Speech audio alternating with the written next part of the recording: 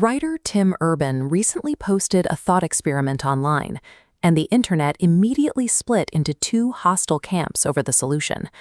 The premise is simple. You are presented with two buttons. If you press the red button, you are guaranteed to survive. You carry zero personal risk, regardless of what anyone else does. If you press the blue button, your survival depends entirely on the collective. Exactly 51% of humanity must also press blue for everyone to live. If the total falls short by even a fraction, every single person who chose blue dies. In the language of game theory, red is the mathematically optimal choice. It protects you regardless of the world's decision. Blue requires a statistically dangerous leap of faith. The dilemma forces a choice between cold individual rationality and collective morality. The most striking data point emerged from the viciously polarized discourse in the replies. Analysis of the thread found that nearly 90% of participants rigidly doubled down on their initial choice, refusing to acknowledge counterarguments. This paralyzed online debate acts as a diagnostic tool for how modern society handles existential coordination. The red camp framed the button as an intelligence test. They frequently mocked blue voters as naive NPCs who were unable to model the risk of others' defection. The blue camp countered by framing it as a morality test, labeling red voters as selfish cowards who lack basic human compassion. Within the comments, nearly 30% of red supporters explicitly described their choice as a way to cull empathetic or naive people from the gene pool.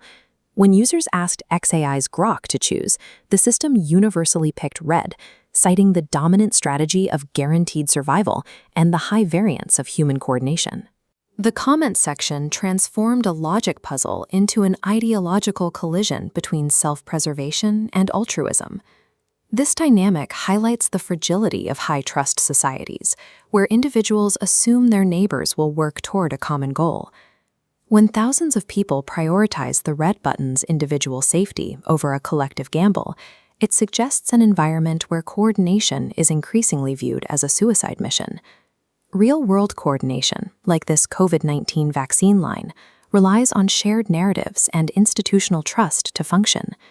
The button debate indicates that we may no longer view our fellow humans as collaborators in survival, but as liabilities to be mitigated. Imagine the theoretical outcome. The button is pressed, coordination fails, and 40 to 55% of humanity who voted blue are instantly killed off. Because working-age adults and men are statistically more likely to choose the individual guarantee, the surviving population would shift to be older and more male than the global average. In the short term, this pragmatic, risk-averse population would likely stabilize supply chains and rebuild basic infrastructure with clinical efficiency. The red strategy ensures physical survival, but it leaves behind a population that has discarded the cooperative instincts that historically built complex civilizations. Projected forward 200 years, this new equilibrium begins to look more fragile. Reciprocal altruism is the evolutionary glue required to solve multi-generational threats like climate change or planetary defense. A society culturally selected for extreme individualism struggles to manage shared resources.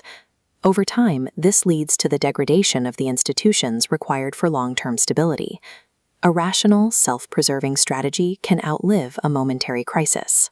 But if we lose the instinct to protect the collective, we risk destroying the very foundations that make humanity worth saving.